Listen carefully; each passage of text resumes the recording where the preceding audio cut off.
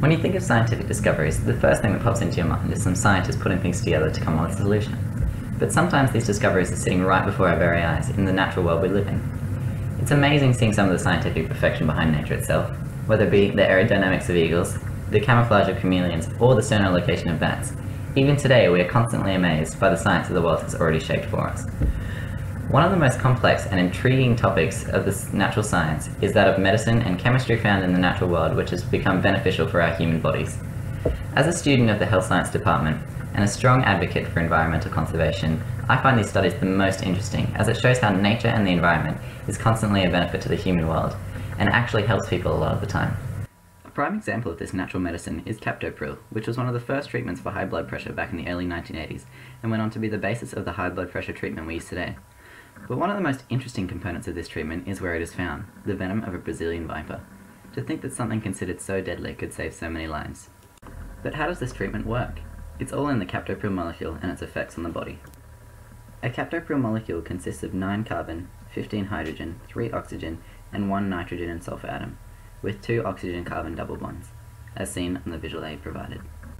What this Captopril molecule does is interfere with the regulators of blood pressure levels. These regulators are the Angiotensin-2 peptides, which are made by an enzyme renin breaking down a plasma protein called Angiotensinogen, and then the Angiotensin-Converting enzymes bonding with the cleaved protein Angiotensin-1 to ultimately create the peptide Angiotensin-2. What this peptide does is constantly act on blood vessel veins, constricting them to decrease blood flow and raise blood pressure when needed. An excessive amount of Angiotensin-2 will generally lead to high blood pressure, which can put strain on the heart and potentially cause heart failure. The Captopril molecule stops this by interfering with the changing of Angiotensin-1 into Angiotensin-2 by blocking the Angiotensin-Converting enzyme, making it an ACE inhibitor. Generally, in the formation stages, the ACE would bond to AT1 and create AT2. But the Captopril stops this from happening by instead bonding to this enzyme with its own chemical structure. The Captopril molecule conveniently is able to bind the zinc atom of the ACE to its sulfur atom and stop the enzyme from being able to bond to AT1. So basically, it replaces AT1 bonding with the ACE, preventing formation of AT2.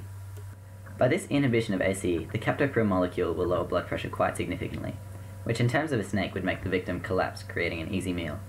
But when regulated and applied properly, this snake venom can be administered to patients with high blood pressure to lower it down to a healthy amount.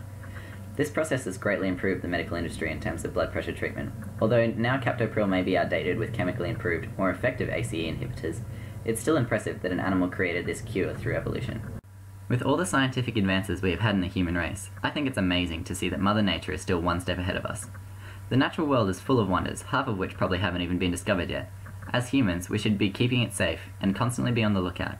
Who knows, your pet dog could turn out to be the cure for cancer.